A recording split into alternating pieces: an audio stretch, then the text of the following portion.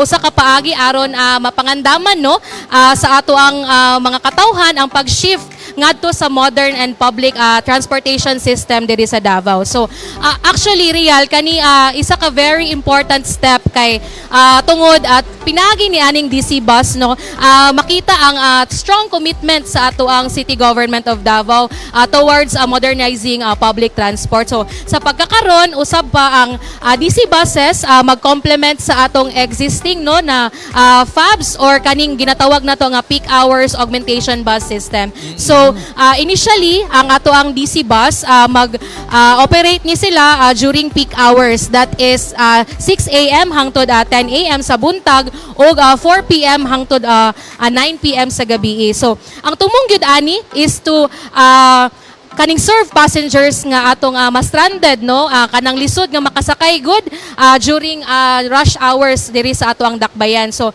pinaagi ani nga interim system dili lang nato ma-address ang immediate nga problema sa transport og ginasugdan pud nato nga kanang ang full rollout sa atong Davao Bus Project nga eventually makahatag og kanang limpyo, organized og komportable nga biyahe sa mga Davaoenos.